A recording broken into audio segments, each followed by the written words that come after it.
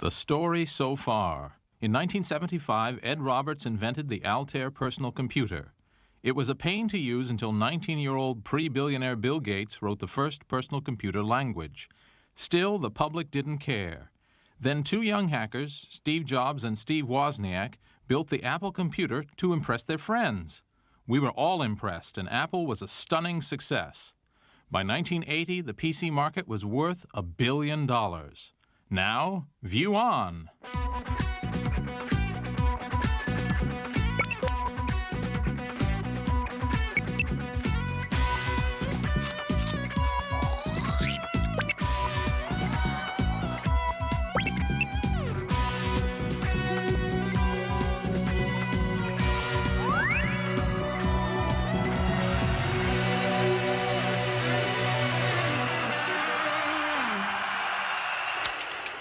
We are nerds. Most of the people in the industry were young because the guys who had any real experience were too smart to get involved in all these crazy little machines. It really wasn't that we were going to build billion-dollar businesses. We were having a good time. I thought this was the most fun you could possibly have with your clothes on. When the personal computer was invented more than 20 years ago, it was just that, an invention. It wasn't a business. These were hobbyists who built these machines and wrote this software to have fun. But that has really changed. And now this is a business. This is a big business. Power Center! It just goes to show you that people can be bought. But if you're really an exciting audience... Thank you. I want to see a blue Laurel Motors. If you got that... How the personal computer industry grew from 0 to 100 million units is an amazing story. And it wasn't just those early funky companies of nerds and hackers like Apple that made it happen. Most of this transformation from hobby to big business can be linked to 3 letters: IBM. IBM was and is an American business phenomenon. Over 60 years, Tom Watson and his son, Tom Jr., built what their workers called Big Blue into the top computer company in the world. But IBM made mainframe computers for large companies, not personal computers, at least not yet. For the PC to be taken seriously by big business, the nerds of Silicon Valley had to meet the suits of corporate America. IBM never fired anyone, requiring only undying loyalty to the company and a strict dress code. IBM hired conservative hard workers straight from school. Few IBMers were at the Summer of Love. Their turn-ons were giant mainframes and corporate responsibility. They worked 9 to 5 and on Saturdays washed the car.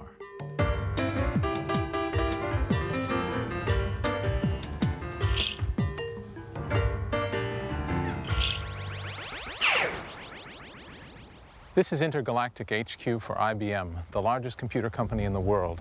But in many ways, IBM is really more a country than it is a company. It has hundreds of thousands of citizens, it has a bureaucracy, it has an entire culture. Everything, in fact, but an army. Okay, Sam, we're ready to visit IBM country. Obviously, we're dressed for the part. Now, when you were in sales training in 1959 for IBM, did you sing company songs? Absolutely. Well, just to get us in the mood, let's sing one right here. You're kidding. I have the IBM, the songs of the IBM, and we're going to try for number 74, Our IBM Salesman, sung to the tune of Jingle Bells. IBM, happy men, smiling all the way. Oh, what fun it is to sell our products night and day. IBM, Watson men, partners of TJ. In his service to mankind, that's why we are so gay. Now, gay didn't mean what it means today then. Remember that. Right. Okay? Okay, let's go. Okay.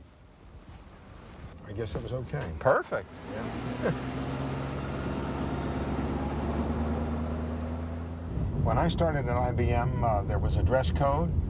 That was an informal oral code of white shirts. You couldn't wear anything but a white shirt, generally with a starch collar. I remember attending my first class, and a gentleman said to me as we were entering the building, "Are you an IBMer?" And I said, "Yes." He had a three-piece suit on, vests were of the Vogue, and he said, "Could you just lift your pants leg, please?" I said, "What?" And before I knew it, he had lifted my pants leg, and he said, "You're not wearing any garters." I said, "What?" He said, "Your socks, they're not pulled tight to the top. You need garters." And sure enough, I had to go get garters. IBM is like Switzerland, conservative, a little dull, yet prosperous. It has committees to verify each decision. The safety net is so big that it's hard to make a bad decision, or any decision at all. At which we announced a new organizational structure. Rich Seidner, computer programmer and wannabe Paul Simon, spent 25 years marching in step at IBM. He feels better now. I mean, it's like getting 400,000 people to agree what they want to have for lunch. You know, I mean, it's just not going to happen. It's going to be lowest common, and, you know, it's going to be, you know, hot dogs and beans. So what are you going to do? So IBM had created this process, and it absolutely made sure that quality would be preserved throughout the process, that you actually were doing what you set out to do and what you thought the customer wanted. At one point, somebody kind of looked at the process to see, well, you know, what's it doing and what's the overhead built into it. And what they found is that it would take at least 9 months to ship an empty box. By the late 70s, even IBM had begun to notice the explosive growth of personal computer companies like Apple. The Apple II, small, inexpensive, simple to use. The first computer... What's more, it was a computer business they didn't control. In 1980, IBM decided they wanted a piece of this action. There were suddenly tens of thousands of people buying machines of that class, and they loved them, and they were very happy with them, and they were showing up in the engineering departments of our clients as machines that were brought in because you can't do the job on your mainframe kind of thing. JB wanted to know why I'm doing better than all the other managers. It's no secret. I have an Apple. Sure, there's a big computer 3 flights down, but it won't test my options, do my charts, or edit my reports like my Apple. People who'd gotten it were religious fanatics about them. So the concern was we were losing the hearts and minds. And give me a machine to win back the hearts and minds. In business, as in comedy, timing is everything, and time looked like it might be running out for an IBM PC. I'm visiting the IBMer who took up the challenge. In August 1979, as IBM's top management met to discuss their PC crisis, Bill Lowe ran a small lab in Boca Raton, Florida. Oh, hey, Bill, nice to see you again. Yeah, I tried to match the IBM dress code. How did I do? That's terrific. That's terrific. I'm sorry. He knew the company was in a quandary. Wait another year, and the PC industry would be too big even for IBM to take on. Great, thanks a lot. Chairman Frank Carey turned to the department heads and said, "Help!" He kind of said, well, what should we do? And I said, well, we think we know what we would like to do if we were going to proceed with our own product. And he said, no. He said, at IBM, it would take 4 years and 300 people to do anything. I mean, it's just a fact of life. And I said, no, sir, we can provide you a product in a year. And he abruptly ended the meeting. He said, you're on, Lowe. Come back in 2 weeks and tell me what you need. An IBM product in a year? Ridiculous. Down in the basement, Bill still has the plan. To save time, instead of building a computer from scratch, they would buy components off the shelf and assemble them. What in IBM speak was called open architecture. IBM never did this. 2 weeks later, Bill proposed his heresy to the chairman. And frankly, this is it. Now, the key decisions were to go with an open architecture. Non-IBM technology, non-IBM software, non-IBM sales, and non-IBM service. And we probably spent a full half of the presentation carrying the corporate management committee into this concept, because this was a new concept for IBM at that point in time. Was it a hard sell? Mr. Carey bought it, and as a result of him buying it, we got through it. With the backing of the chairman, Bill and his team then set out to break all the IBM rules and go for a record. We'll put it in the IBM section. Once IBM had decided to do a personal computer, and to do it in a year, they couldn't really design anything. They just had to slap it together. So that's what we'll do. You have a central processing unit, and let's see. You need a monitor or display and a keyboard. Okay, a PC, except it's not. There's something missing. Time for the Cringely crash course in elementary computing.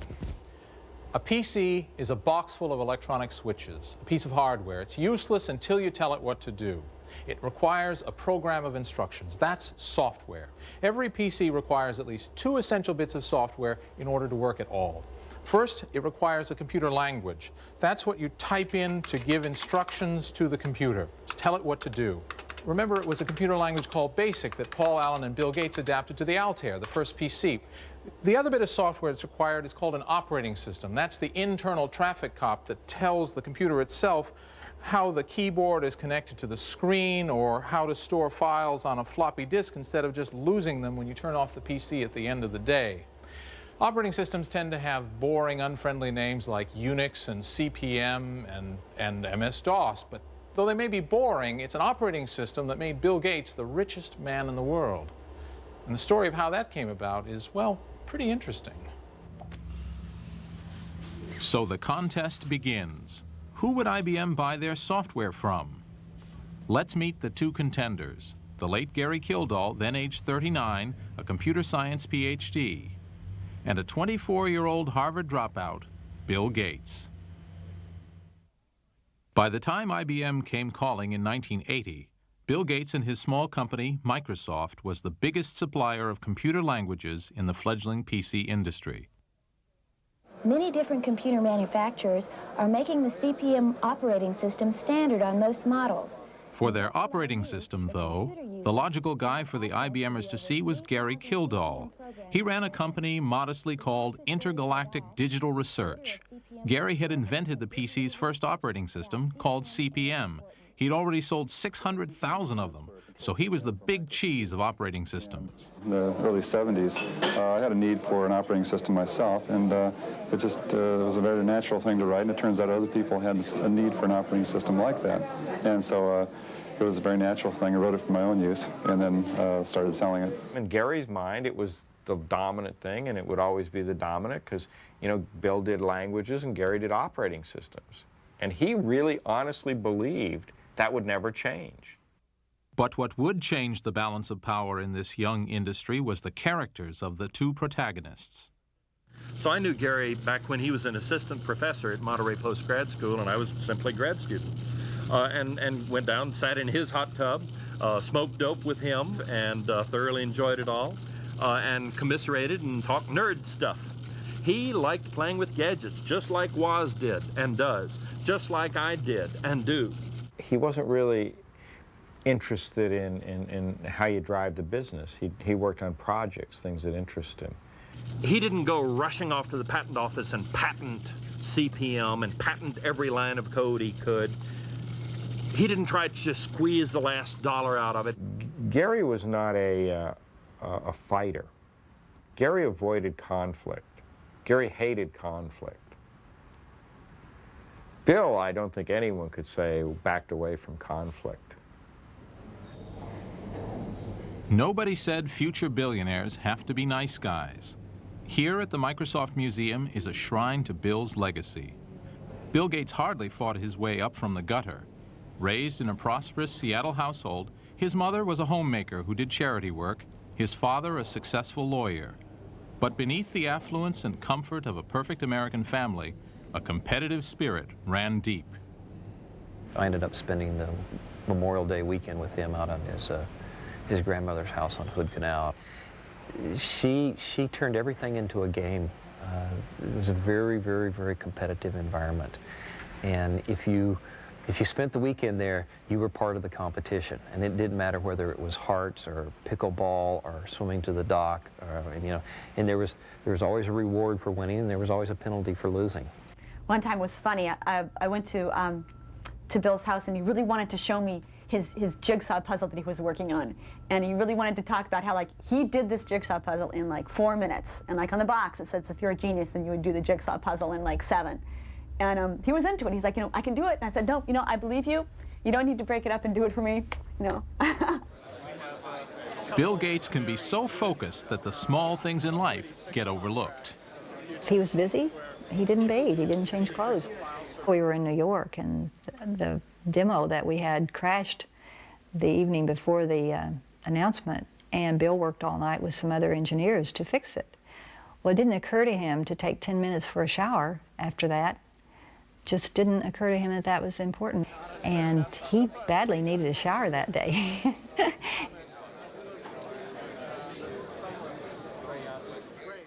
The scene is set. In California, laid-back Gary Kildall, already making the best-selling PC operating system, CP/M. In Seattle, Bill Gates, maker of BASIC, the best-selling PC language, but always prepared to seize an opportunity. So IBM had to choose one of these guys to write the operating system for its new personal computer. One would hit a jackpot. The other would be forgotten, a footnote in the history of the personal computer. And it all starts with a telephone call to an 8th-floor office in that building, the headquarters of Microsoft, in 1980. And about noon, I guess, I called Bill Gates on Monday and said I would like to come out and talk to him about his products. Bill said, well, how's next week? And they said, we're on an airplane, we're leaving in an hour, we'd like to be there tomorrow. Well, hallelujah, right on. Steve Ballmer was a Harvard roommate of Gates. He had just joined Microsoft and would end up its 3rd billionaire. Back then, he was the only guy in the company with business training. Both Ballmer and Gates instantly saw the importance of the IBM visit.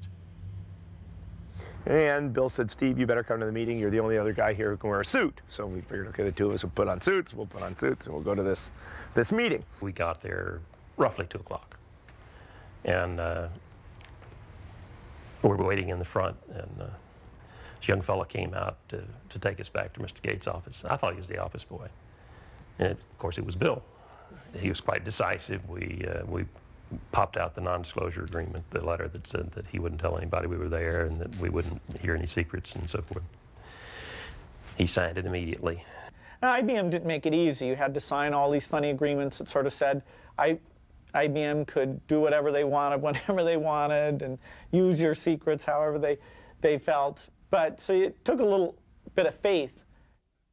Jack Sams was looking for a package from Microsoft containing both the basic computer language and an operating system. But IBM hadn't done their homework. They thought we had an operating system. Because we had this soft card product that had CP/M on it, they thought we could license some CP/M for this new personal computer they told us they wanted to do. And we said, well, no, we're not in that business. And when we discovered we didn't have he didn't have the rights to do that, and that it was not, he said, but I think it's ready. I think Gary's got it ready to go. I said, well, no time like the present, call up Gary. So Bill, right there with them in the room, called Gary Kildall at Digital Research, said, Gary, I'm sending some guys down. They're going to be on the phone. Treat them right. They're important guys. The men from IBM came to this Victorian house in Pacific Grove, California, headquarters of Digital Research, headed by Gary and Dorothy Kildall. Just imagine what it's like having IBM come to visit. It's like having the Queen drop by for tea. It's like having the Pope come by looking for advice. It's like a visit from God himself. And what did Gary and Dorothy do? They sent them away. Gary had some other plans, and so he said, well, Dorothy will see you. And so we went down, the three of us. IBM showed up with an IBM non-disclosure, and Dorothy made a decision which I think it's easy in retrospect to say was dumb. Well, we popped out our letter that said, please don't tell anybody we're here, and we don't want to hear anything confidential. And she read it, and she said, I can't sign this. She did what her job was. She got the lawyer to look at the non-disclosure. The lawyer, Jerry Davis, who's still in Monterey, threw up on this non-disclosure. It was uncomfortable for IBM. They weren't used to waiting, and it was an unfortunate situation. Here you are in a tiny Victorian house that's overrun with people and chaotic. And so we spent the whole day in Pacific Grove debating with them and with our attorneys and her attorneys and everybody else about whether or not she could even talk to us about talking to us.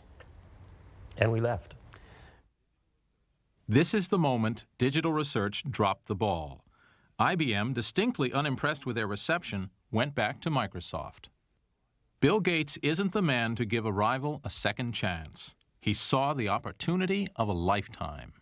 Digital research didn't seize that, and we knew it was essential. If somebody didn't do it, the project was going to fall apart. So we just got carried away and said, look, we can't afford to lose the language business. That was the initial thought. We can't afford to have IBM not go forward. This is the most exciting thing that's going to happen in PCs. And we were already out on the limb because we had licensed them not only BASIC, but Fortran, COBOL, Assembler, Typing Tutor, Adventure. And basically every product the company had, we had committed to do for IBM in a very short time frame.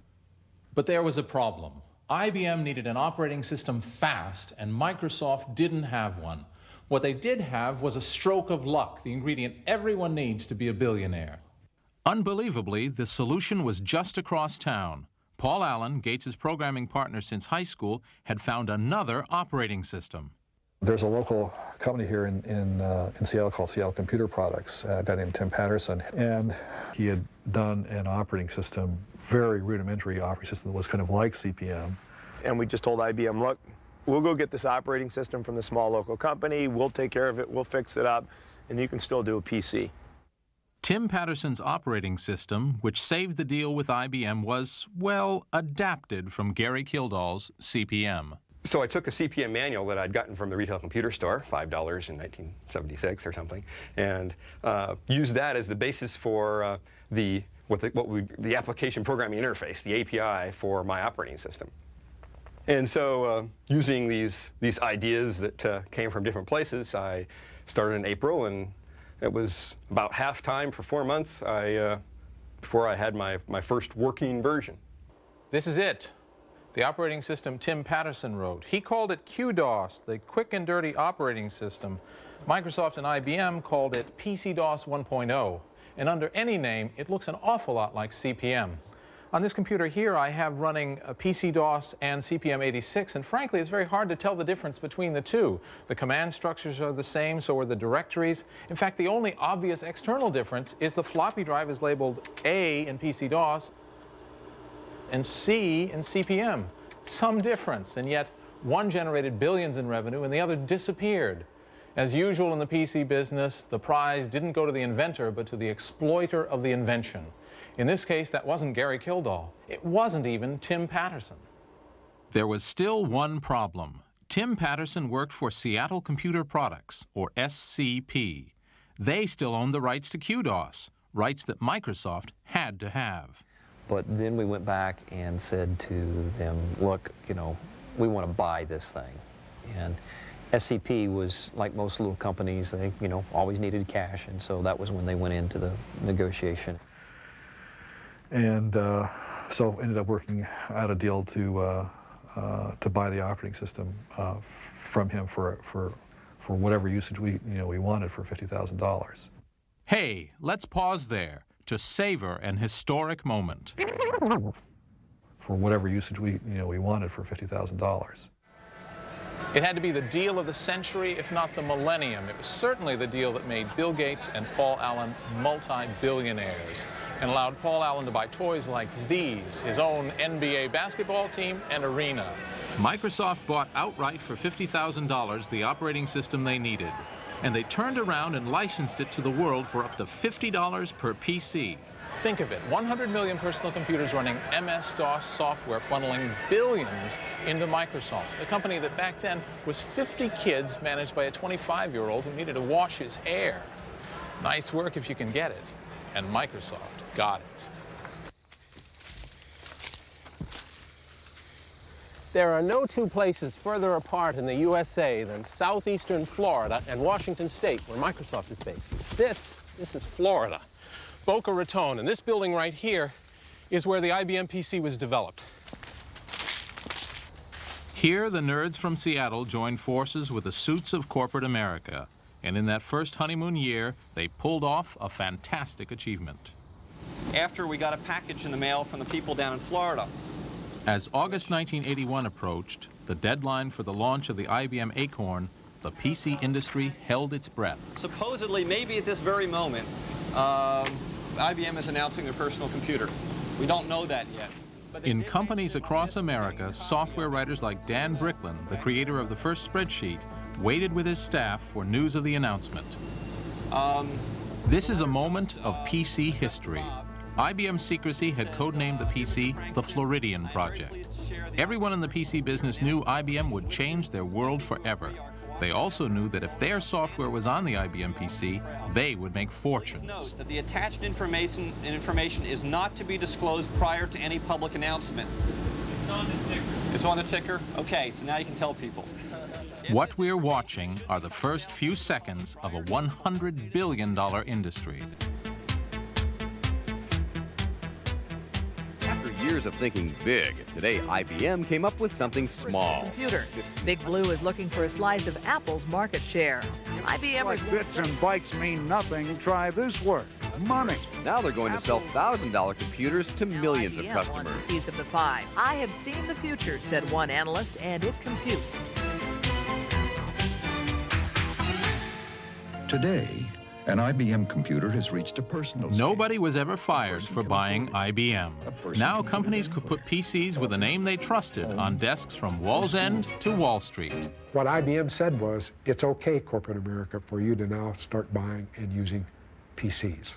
And if it's okay for corporate America, it's got to be okay for everybody. Your own IBM personal computer. For all the hype, the IBM PC wasn't much better than what came before. So while the IBM name could create immense demand, it took a killer application to sustain it. The killer app for the IBM PC was yet another spreadsheet. Based on VisiCalc, but called Lotus 123, its creators were the first of many to get rich on IBM's success. Within a year, Lotus was worth $150 million. Wham, bam, thank you, IBM. It's time to rock, time for fun, yeah, they're working. IBM had forecast sales of 500,000 computers by 1984. In those 3 years, they sold 2 million. Yeah. Euphoric, I guess is the right word. Everybody was believed that they were not going to, at that point, 2 million or 3 million, you know, they were now thinking in terms of 100 million. I mean, they were probably off the scale in the other direction. What did all this mean to Bill Gates, whose operating system, DOS, was at the heart of every IBM PC sold? Initially, not much because of the deal with IBM, but it did give him a vital bridgehead to other players in the PC marketplace, which meant trouble in the long run for Big Blue. The key to the structure of our deal was that IBM had no control over our licensing to other people. And the lesson of the computer industry in mainframes was that over time people built compatible machines or clones, whatever term you want to use. And so really the primary upside on the deal we have with IBM, because they had a fixed fee, we got about $80,000, and we got some other money for some special work we did, but no royalty from them. And that's the DOS in BASIC as well. And so we were hoping a lot of other people would come along and do compatible machines. There were other PCs that were sort of like the IBM PC, kind of like it, but IBM now had 50% market share and was defining what a PC meant. What the public wanted was IBM PCs. So to be successful, other manufacturers would have to build computers exactly like the IBM. They wanted to copy the IBM PC, to clone it. How could they do that legally? Well, welcome to the world of reverse engineering.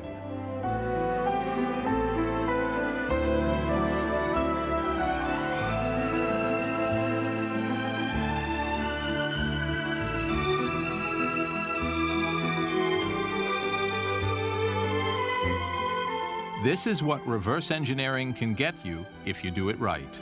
Well, the thing about Texas... It's the modest Aspen, Colorado ski shack of Rod Canyon, one of the founders of Compaq, the company set up to compete head-on with the IBM PC. Back in 1982, Rod and 3 fellow engineers from Texas Instruments sketched out a computer design on a placemat at the House of Pies restaurant in Houston, Texas. They decided to manufacture and market a portable version of the IBM PC using the curious technique of reverse engineering. Reverse engineering is figuring out, after something's already been created, how it ticks, what makes it work, usually for the purpose of creating something that works the same way, or at least does something like the thing you're trying to reverse engineer. Here's how you clone a PC. IBM had made it easy to copy. The microprocessor was available off the shelf from Intel, and the other parts came from many sources. Only one part was IBM's alone, a vital chip that connected the hardware with the software. Called the ROM BIOS, this was IBM's own design, protected by copyright and by Big Blue's army of lawyers. Compaq had to somehow copy the chip without breaking the law.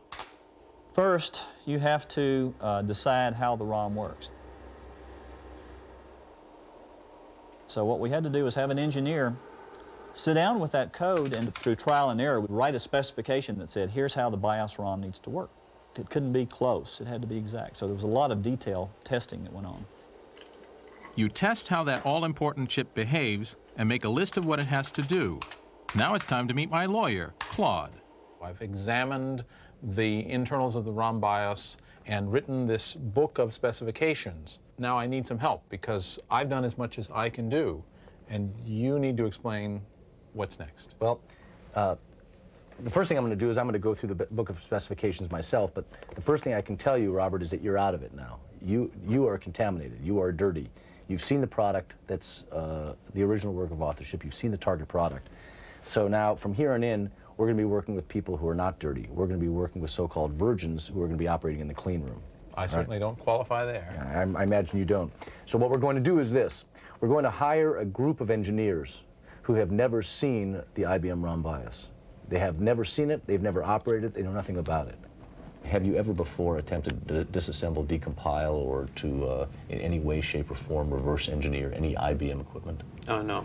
Have you ever tried to disassemble or... This is the Silicon Valley virginity test, and good virgins are hard to find. You understand that in the event that we discover that the information you're providing us is inaccurate, you're subject to discipline by the company, and that can include but not be limited to termination immediately. Do you understand that? Yes, I do. Okay. After the virgins are deemed intact, they are forbidden contact with the outside world while they build a new chip, one that behaves exactly like the one in the specification. In Compaq's case, it took 15 senior programmers several months and cost $1 million to do the reverse engineering. In November 1982, Rod Canyon unveiled the result.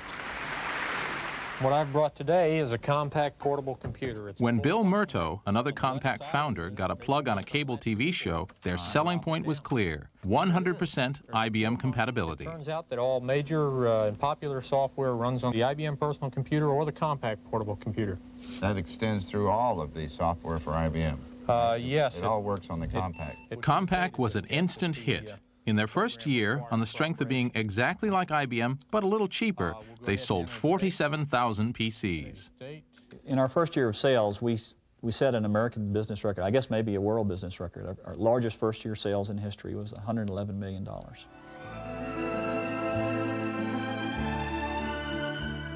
So Rod Canyon ends up in Aspen, famous for having the most expensive real estate in America. And I try not to look envious while Rod tells me which executive jet he plans to buy next. And finally he picked the Lear 31. Oh, really? Now that was a fun airplane. Oh, yeah. Poor Big Blue. Suddenly, everybody was cashing in on IBM's success. The most obvious winner at first was Intel, maker of the PC's microprocessor chip.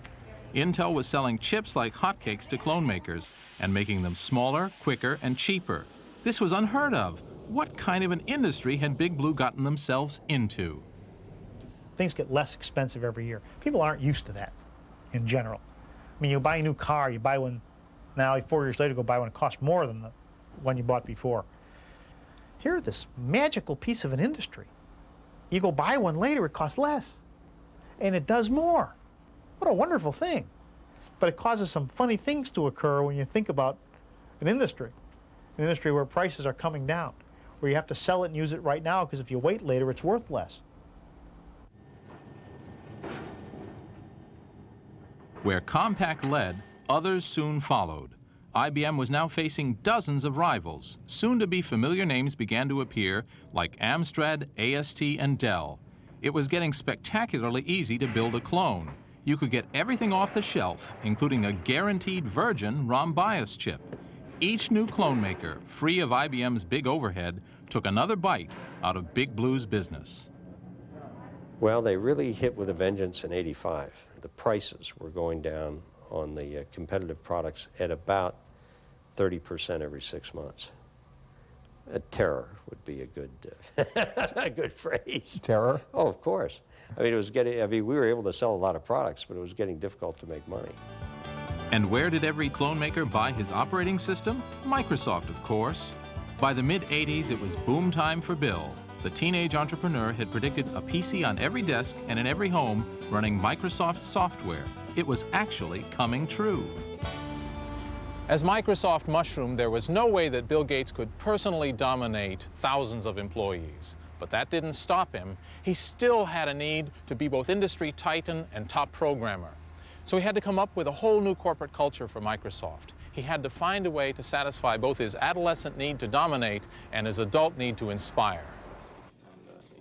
From the beginning, Microsoft recruited straight out of college. They chose people who had no experience of life in other companies. In time, they'd be called microserfs.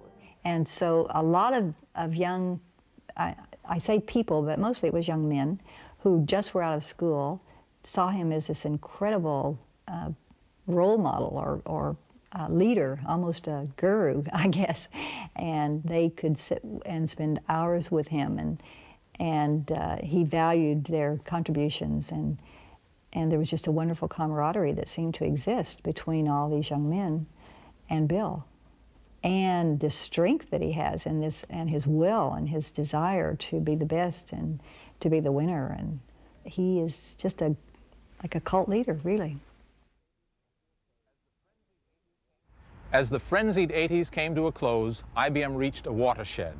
They had created an open PC architecture that anyone could copy. This was intentional, but IBM always thought their inside track would keep them ahead. Wrong. IBM's glacial pace and high overhead put them at a disadvantage to the leaner clone makers. Everything was turning into a nightmare as IBM lost its dominant market share. So in a big gamble, they staked their PC future to a new system, a new line of computers with proprietary closed hardware and their very own operating system. It was war. Start planning for Operating System 2 today. IBM planned to steal the market from Gates with a brand new operating system called, drumroll please, OS/2. IBM would design OS/2, yet they asked Microsoft to write the code. Why would Microsoft help create what was intended to be the instrument of their own destruction? Because Microsoft knew IBM was the source of their success, and they would tolerate almost anything to stay close to Big Blue. It was just part of, as we used to call it at the time, riding the bear. You just had to try to stay on the bear's back, and the bear would twist and turn and try to buck you and throw you, but darn, we were going to ride the bear because the bear was the biggest, the most important. You just had to be with the bear. Otherwise, you would be under the bear in the computer industry, and IBM was the bear, and we were going to ride the back of the bear. But it's easy for people to forget how pervasive IBM's influence over this industry was. When you talk to people who've come into the industry recently, there's no way you can get that into their head. That was the environment. The relationship between IBM and Microsoft was always a culture clash. IBMers were buttoned-up organization men. Microsofties were obsessive hackers. With the development of OS/2, the strains really began to show. In IBM, there's a religion in software that says you have to count K-locks, and a K-lock is 1,000 line of code. How big a project is it? Oh, it's a 10 K-lock project. This is a 20 K-locker. And there's a 50 K-locks. And IBM wanted to sort of make it the religion about how we got paid, how much money we made off OS/2, how much they did. How many K-locks did you do? And we kept trying to convince them, hey, if we have a developer who's got a good idea and he can get something done in 4 K-locks instead of 20 K-locks, should we make less money? Because he's made something smaller and faster, less clocks. Oh, K-locks, that's the methodology. Yeah, anyway, it almost makes my my back just crinkle up at the thought of the whole thing. When I took over in '89, there was an enormous amount of resources working on OS/2, both in Microsoft and the IBM company. Bill Gates and I met on that several times. And we pretty quickly came to the conclusion together that that was not going to be a success the way it was being managed. It was also pretty clear that the negotiations and the contracts had given most of that control to Microsoft's. It was no longer just a question of styles. There was now a clear conflict of business interest. OS/2 was planned to undermine the clone market, where DOS was still Microsoft's major moneymaker. Microsoft was DOS, but Microsoft was helping develop the opposition? Bad idea. To keep DOS competitive, Gates had been pouring resources into a new program called Windows. It was designed to provide a nice, user-friendly facade to boring old DOS. Selling it was another job for shy, retiring Steve Ballmer. How much do you think this advanced operating environment is worth? Wait just 1 minute before you answer. Watch as Windows integrates Lotus 123 with Miami Vice. Now we can take this for... Just as Bill Gates saw OS/2 as a threat, IBM regarded Windows as another attempt by Microsoft to hold on to the operating system business. We created Windows in parallel. We kept saying to IBM, hey, Windows is the way to go, graphics is the way to go. And we got virtually everyone else enthused about Windows. So that was a divergence that we kept thinking we could get IBM to come around on. It was clear that IBM had a different vision of its relationship with Microsoft than Microsoft had of its vision with IBM. Is that Microsoft's fault? You know, maybe some, but IBM's not blameless there either. So I don't view any of that as anything but just poor business on IBM's part. Bill Gates is a very disciplined guy.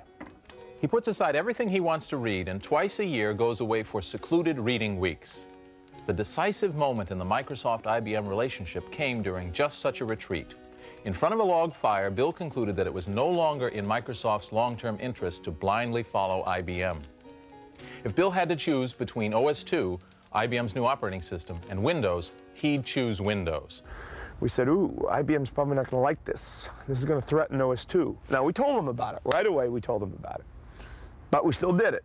They didn't like it. We told them about it. We told them about it. We offered to license it to them. We always thought the best thing to do is to try and combine IBM promoting the software with us doing the engineering. And so it was only when they broke off communication and decided to go their own way that we thought, okay, we're on our own. And that was definitely very, very scary. And we were in a major negotiation in early 1990, right before the Windows launch. We wanted to have IBM on stage with us to launch Windows 3.0, but they wouldn't do the kind of deal that would allow us to profit. It would allow them essentially to take over Windows from us, and we walked away from the deal. Switch to CD-ROM. Jack Sams, who started IBM's relationship with Microsoft with that first call to Bill Gates in 1980, could only look on as the partnership disintegrated. Then they, at that point, I think they agreed to disagree on the future progress of OS/2 and Windows. And internally, we were told, thou shalt not ship any more products on Windows. And about that time, I got the opportunity to take early retirement, so I did.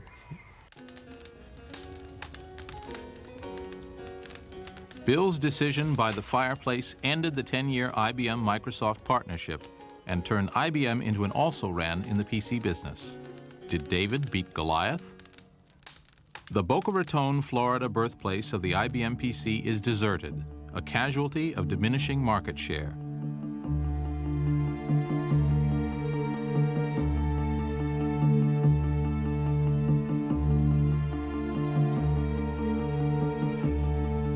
Today, IBM is again what it was before, a profitable, dominant mainframe computer company.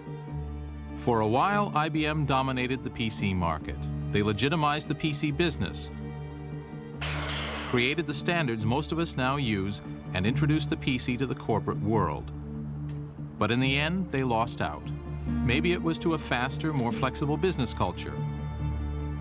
Or maybe they just threw it away. That's the view of a guy who's been competing with IBM for 20 years, Silicon Valley's most outspoken software billionaire, Larry Ellison. I think IBM made the single worst mistake in the history of enterprise on Earth. Which was? Which was the manufacturer, being the first manufacturer and distributor of the Microsoft Intel PC, which they mistakenly called the IBM PC. I mean, they were the first manufacturer and distributor of that technology. I mean, it's just simply astounding that they could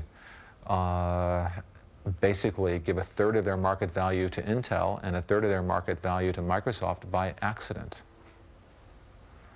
I mean, no one, those two companies today are worth close to, approaching $100 billion. I mean, not many of us get a chance to make a $100 billion mistake. As fast as IBM abandons its buildings, Microsoft builds new ones. In 1980, IBM was 3,000 times the size of Microsoft. Though still a smaller company, today Wall Street says Microsoft is worth more. Both have faced antitrust investigations about their monopoly positions. For years, IBM defined successful American corporate culture as a machine of ordered bureaucracy. Here in the corridors of Microsoft, it's a different style. It's personal. This company, in its drive, its hunger to succeed, is a reflection of one man, its founder, Bill Gates. Bill wanted to win. Incredible desire to win and to beat other people. At Microsoft, the whole idea was that we would put people under, and unfortunately, that's happened a lot. Bill Gates is special. You wouldn't have had a Microsoft take a random other person like Gary Kildall. On the other hand, Bill Gates was also lucky. But Bill Gates knows that, unlike a lot of other people in the industry, and he's paranoid. Every morning he gets up and he doesn't feel secure, he feels nervous about this. They're trying hard, they're not relaxing, and that's why they're so successful. And I remember I was talking to Bill once, and I asked him what he feared, and he said that he feared growing old because, once you're beyond 30, this was his belief at the time, once you're beyond 30, you don't have as many good ideas anymore. It's like you're not as smart anymore. If you just slow down a little bit, who knows who it'll be? Probably some company that may not even exist yet, but someone else can come in and take the lead. I said, well, you're going to age. It's going to happen. It's kind of inevitable. Well, what are you going to do about it?